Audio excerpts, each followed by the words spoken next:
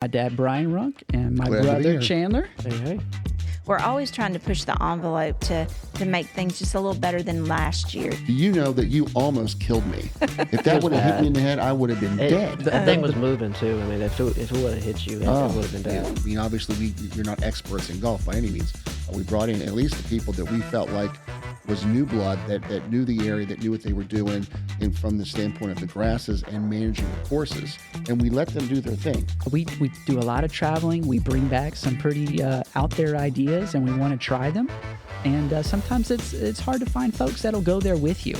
You mentioned it's not about the greens. I can promise you, Chandler's out there with the old stimp meter. He's checking to make sure how fast are they rolling, right, man? Right. Yeah. And so for me, it's all about the white sand. White sand is important too. I just want white sand. I do not want tan. Around the Table with Vickie. Just like gathering around the dinner table with loved ones and friends, we're here to share stories, insight, and inspiration. Well, hello, everyone. Thank you for tuning in yet again and appreciate you listening. Welcome to another episode of Around the Table with Vickie.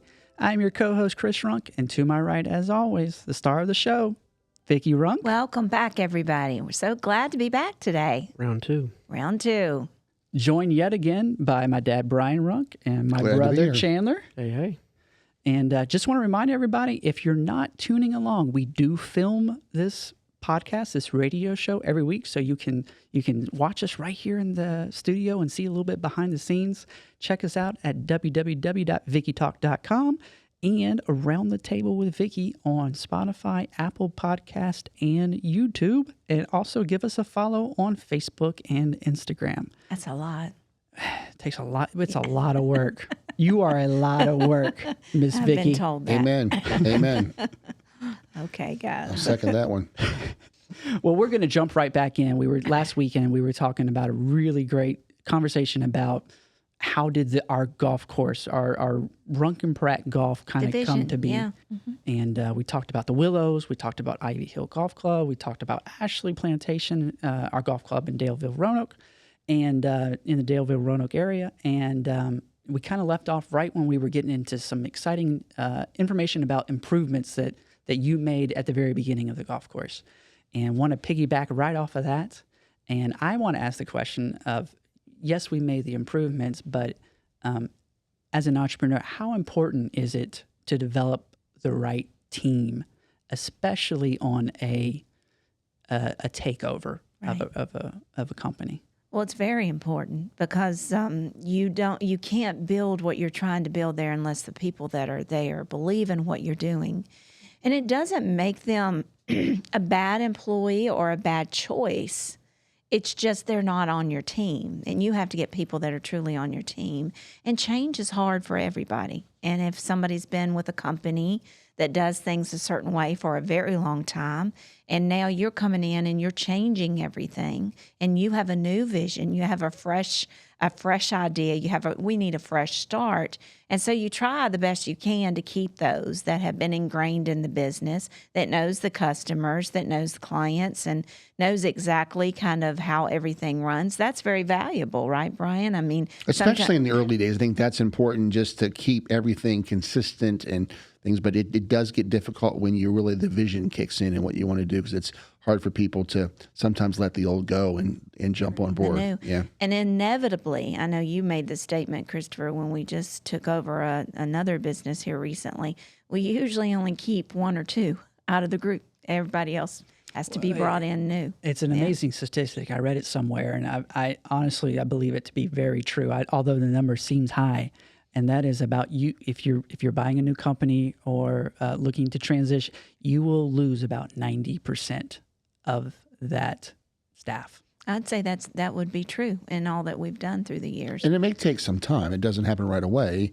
Maybe it's 6 months, maybe it's a year, but probably within a year, you're looking at a whole new face, because you just gradually make those changes and you end up having new people to really cast the vision. Yeah, but again, we want, that doesn't make them bad people. It just means that we're not the right fit. We didn't match, and it's okay. But boy, oh boy, when you do build your team, it's amazing when those folks are in your corner fighting for you. and catch the vision, catch the dream. And sometimes our dreams are a little out there. Sometimes they're a bit ambitious. Yeah, we tend to dream pretty big. So We do a lot of traveling. We bring back some pretty out there ideas, and we want to try them.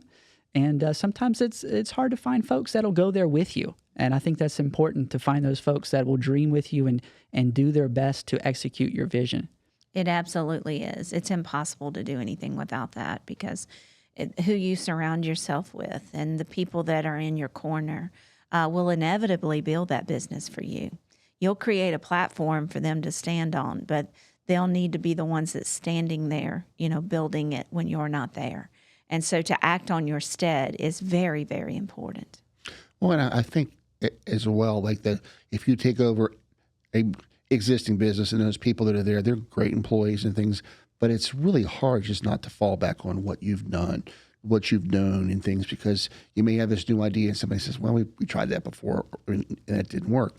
Well, that same person, when you bring in somebody new, they don't know the past. So when you cast this vision, they're on board. Let's go do it.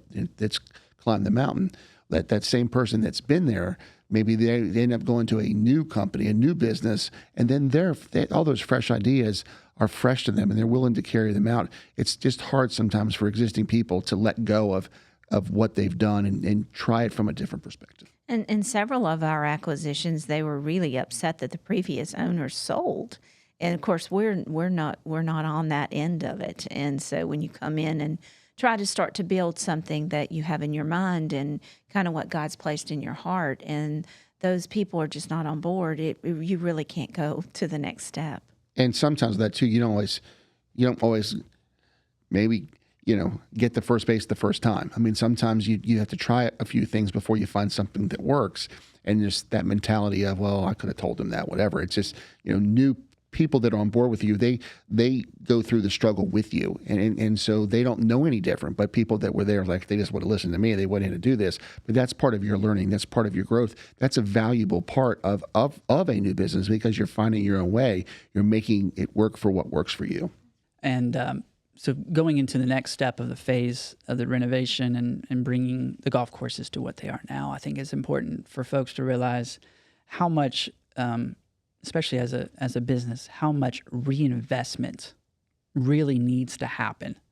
Well, you and Chandler keep us pretty grounded with that, because Chandler inevitably is out there every day, and he knows what needs to be done. And of course, we can't go on the show without talking about Tracy Newman and Colton King, and you guys know some of the We have Mark a really good Madonna, staff at Darren, both courses. Darren Hall, and all the people Josh Vaughn up at Ashley Plantation. and Ashley, and all those and we're forgetting many, but that will come to a table with us at least once or twice a year and say, these are the things that we need. And then we put it in a budget.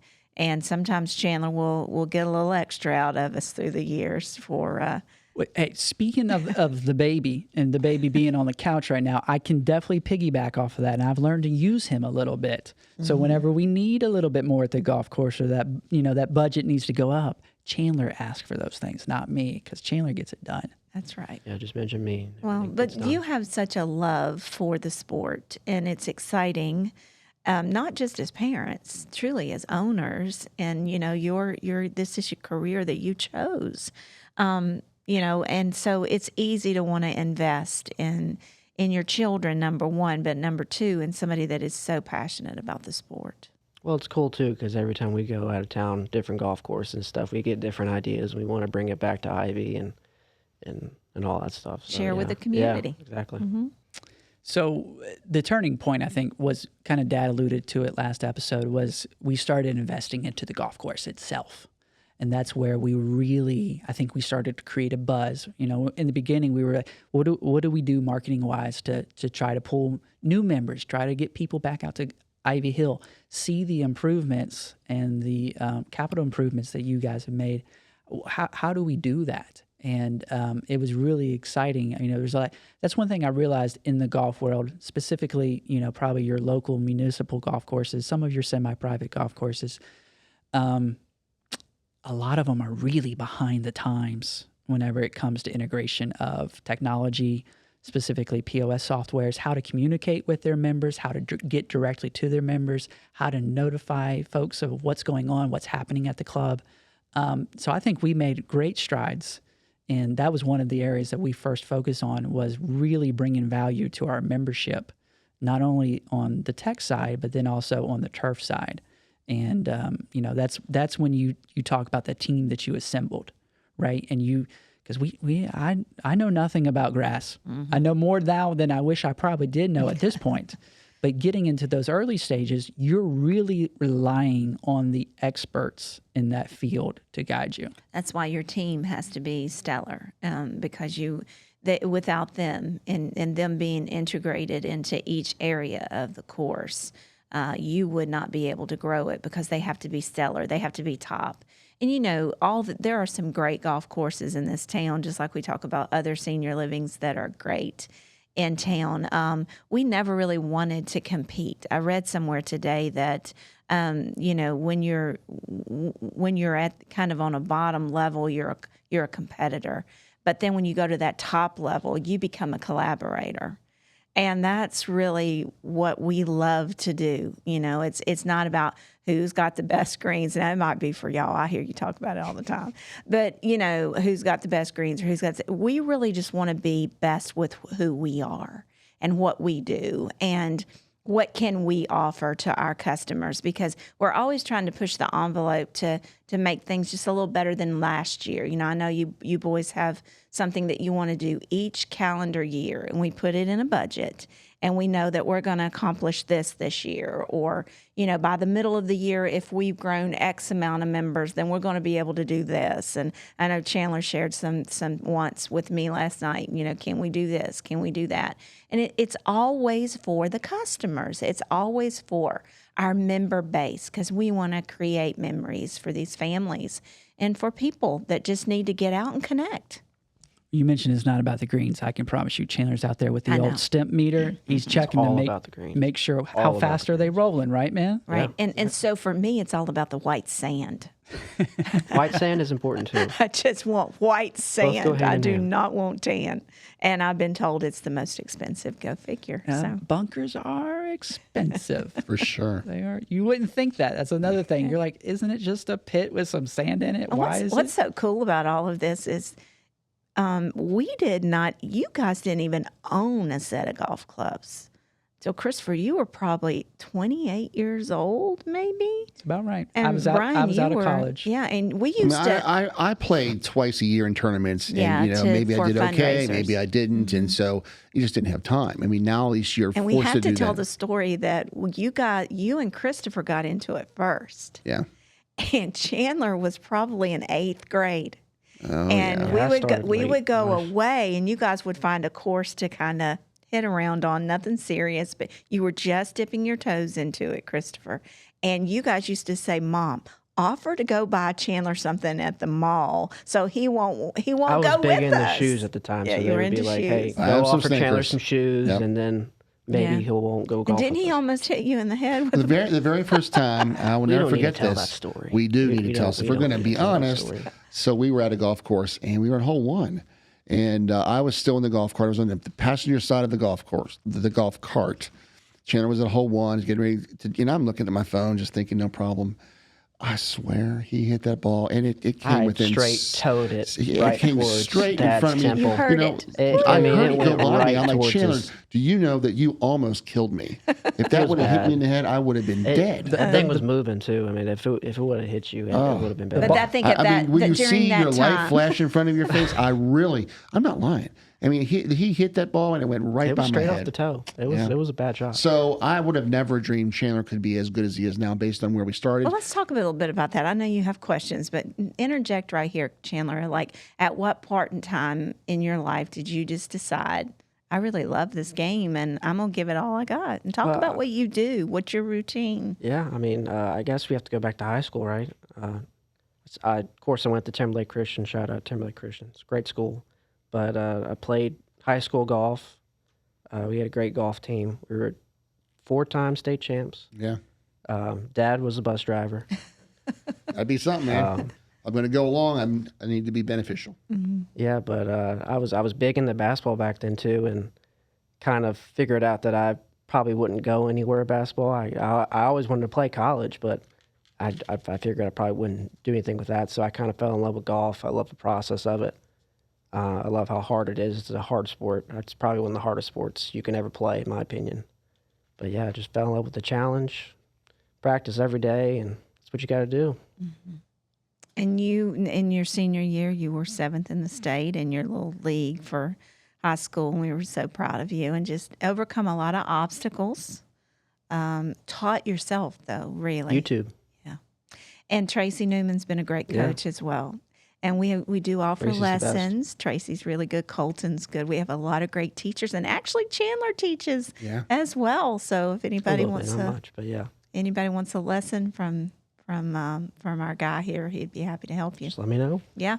Well, I want to talk a little bit about another major thing that we did at the golf course was our practice facility. That was one area that Chandler really specifically was like, we need to improve. We had a putting green there, but it was Bad though. You didn't have a flat lie on the golf course. It was a lot of undulations, and so it just wasn't a good practice tool. So I figured we needed something a little bigger and better. And we actually got some ideas from Pinehurst. Yep. That's where we got all of our inspo. I just want to talk about it was such a fun process for him and I to go through and work with a course designer, Ed Carton, locally. He's moved to Florida now, but he's been a great help in helping us design a lot. He's been a great friend to us. He really has. Just a godsend and helping us know some of the right direction to take, with some of our crazy ideas. And did a great job designing a brand new, it's over 10,000 square foot putting green. It's an 18-hole practice course, so you can actually go out there and we keep score, and we try to see how many hole-in-ones you kind of make it out there and who has the lowest round. It's called the Needle Point Practice Green. Named by Chandler. Also named by Chandler. And we built a dedicated chipping area, so we didn't have anywhere to chip before then, and now we're really proud of that dedicated chipping area with a green and 2 greenside bunkers. So you can go right from the driving range to the chipping area to the putting green. We built a brand new snack shack out there. We're going to be branding that. It's called Breezy's. And just a great area for members and the public to come into. Really good smoothies if you like smoothies. It does have good smoothies. Check us out. So just the area bringing some things to the golf course that it hasn't seen before, and being able to provide, the hospitality side of golf. There's all kinds of statistics that, especially the younger golfers that are getting into the game. You mentioned it last show. The baby boomers were a massive group of people that played golf, and then the next two generations kind of dropped off quite heavily. And Chandler, help me out. What gen are you? Gen Z. Gen Z has the 18 to 26-year-old has overtaken the amount of interest in the game of golf from the baby boomers. And that's where we're seeing a lot of growth in the field right now. So be able to provide those experiences on the golf course, such as all the food. Well, I think COVID helped that too with my generation, because They had to everybody get got out there out. with their girlfriends and played golf, because that's the only thing you could do back then. COVID didn't just help you. I mean, that's in our business of healthcare. It was a very trying time, but I mean, the only good thing that came out of COVID was it definitely enhanced our golf companies, because that was one of the only activities you could do outside, and it was. Well, it enhanced golf. Period. Yeah. The amount of rounds that went up during that time is unbelievable. So that was one of the few good things. I think pickleball, disc golf, and a ball golf were the 3 sports that really exploded during that time. But that was huge for us. I think that at the time we had improved our clubhouses. We had made the investment in hiring the right people, and we allowed those right people to lead us. I mean, I think as a good leader, you surround yourself with great people that know more than you. I mean, obviously we're not experts in golf by any means, but we brought in at least the people that we felt like was new blood, that knew the area, that knew what they were doing, and from the standpoint of the grasses and managing the courses. And we let them do their thing. We gave them the freedom to do that, to bring the right people in. I think that was a huge change from the standpoint of helping the golf division. I mean, I think Vickie and Caitlin did a great job knowing how to design the clubhouse and do all those kind of improvements. We had a lot of our own internal maintenance guys that could do that, but we really lacked on understanding the business of golf, and it took us time to figure that out. So bringing in the right people on the course side and managing that, Tracy, Darren, Mark, all those kind of guys that really helped us in the early years were huge. And then COVID, from the standpoint of having people that wanted to do something, and then we had a product that we were improving. We sort of had the right combination to make that all work. Well, I want to talk about all the other great things that we offer out at Ivy Hill outside of golf that people may not realize, and talk a little bit about the growth in our pool. We have pool memberships available, and we're also the hot sport right now, pickleball. We have six of the nicest pickleball courts in the area. Yeah. And those used to be tennis courts Yes. that you guys invested in, and Right. took 2 tennis courts and converted them to pickleball courts. And that was also one of the first things we did when we got out there.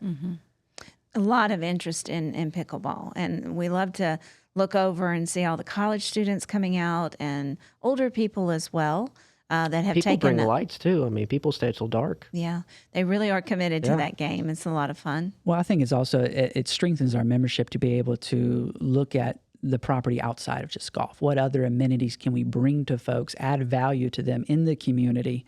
I mean, a lot of the pool members they're community members of Ivy Hill and outside of that. And, it's been really encouraging to go from, like 20 members when we first got the golf course to well over 300 now, and almost have a waiting list. Yeah, it's true. So I think those other amenities and drawing people to the property and seeing it used in other ways has also, there's been pickleball players like, hey, now that I'm out here playing, golf looks fun, I might have an interest. How do I buy a set of clubs? And those extra amenities have also helped golf. Right. And our Avalais cottages, we're just thriving with members that are connecting and wanting to be a part of the golf course. And that actually comes when you buy a home. You get the membership that is hooked on to you, to your payments every month. And so it's been a lot of fun to get to know a lot of really great people.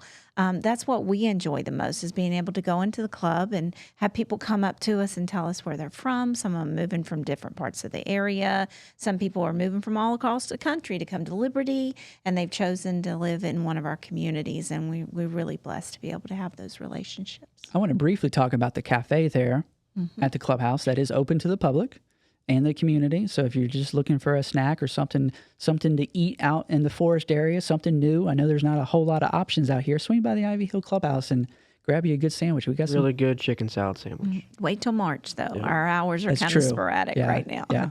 If we can get the cold to go away, we'll be good. I'm thinking about in the season. In the season after April, stop by and see Yeah, us. that's right. That's right. We do weddings out there too. So you can contact www.entwinedevents.com, which is your sister's company, and we'll hook up some wedding plans out there. Well, I know that's been really exciting for you. You talk about the being semi-private and the country club model. What do you want to be?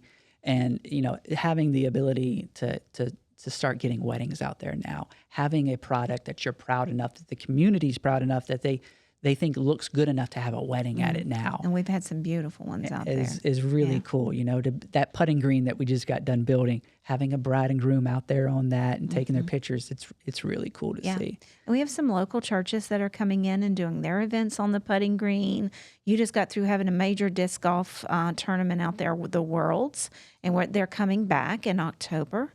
So there's just been so many opportunities opened up that we know for a fact have been led by God, and we're just so thankful to be a part of His plan. So I know how much fun and how much you enjoy specifically, inviting the community in and having events, and again thinking about that golf course and that property in a little bit of a different way, probably from some other golf courses in the area. Oh, absolutely. Viewing it as a place to kind of have the ability to play, to have the ability to invite the local community in for free public events, and just get them to the property again to see things that we're doing, but also maybe eventually, they wouldn't come to the property any other way, and they may want to bring their family out there and have a pool membership. Maybe ways that people would never come to a golf course in any other way. Right, and our pool memberships go quickly. We don't have a problem with pool memberships anymore. So get in there early as soon as it opens up in May and get your memberships, because we are crowded and we want to make sure you get yours first. So I do want to talk about briefly our Light Up the Lawn event that we host every year that seems to be growing year after year. It's a 4th of July event, and we do a really great. Dad, I'm going to give kudos to you on your fireworks show. Dad's a big fireworks show person. Love it, man. Love it. If there can be fireworks, Dad will be there. And that was one thing that we started out of COVID. We just wanted to have a great time. And we were like, let's just do a 4th of July Yeah, it's party. usually around June 26th, somewhere around in there, right before the 4th. It's always the Saturday before the 4th. I think this year will be the 28th. We welcome about 8,000 people from the community in Lynchburg City, all around. We're not asking for you just to come if you just live in Forest. So we welcome people to come in and see who we are, see what we have. Just almost like opening the doors to thousands to come in and enjoy. There's no better place than to sit out on that beautiful, huge driving range and just enjoy celebrating America, our freedom, and those great fireworks. We also have food, and we have bouncy houses, and you have music, Christopher, lined up. A lot of good bands from the area. They'll come out and take the stage a little bit at a time, and we usually do a golf tournament, Chandler, right? Yeah, right before. Yeah, it all correlates with the member guest. Mm-hmm. So all of our players and the member guests get to see the fireworks Saturday night, and it's part of the whole package. Right. So. Have a special dinner, get to bring their wife, right? Yeah, just creating moments for people.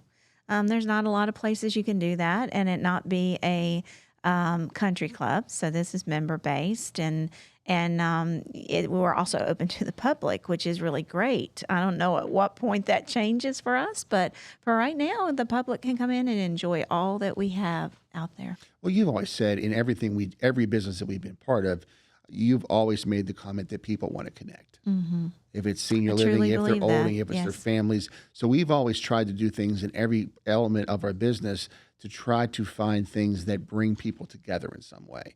And maybe you want to speak on it, because I think that's been our whole thing. Because in Ivy Hill and Forest, not everybody golfs.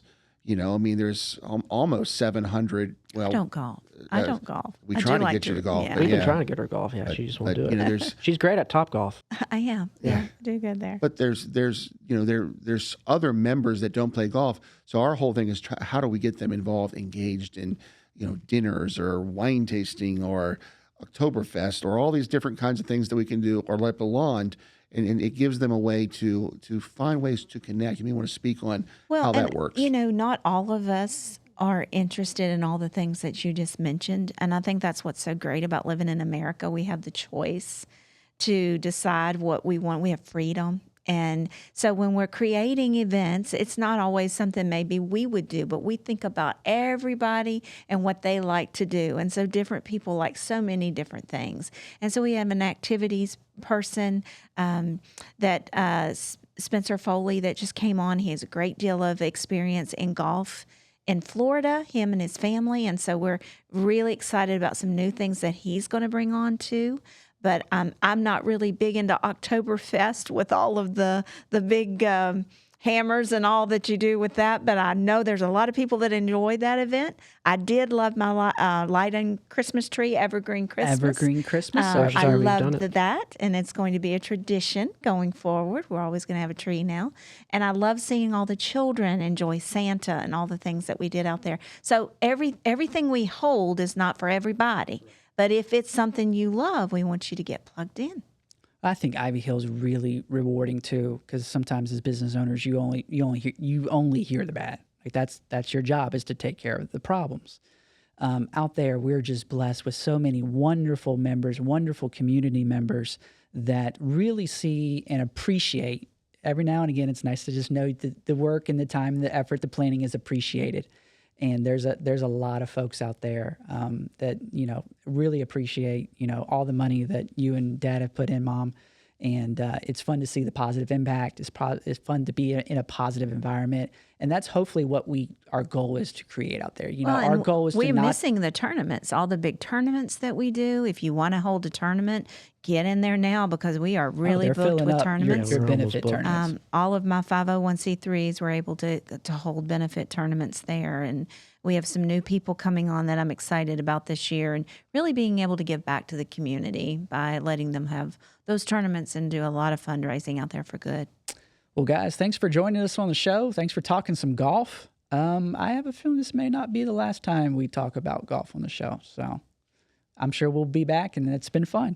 Round 3. There you go. All right, Mom, I'll kick it over to you to end with one of your famous quotes. Well, I had to find something about golf that incorporated some of life's lessons as well. So I found one pretty perfect. One of the most fascinating things about golf is how it reflects the cycle of life.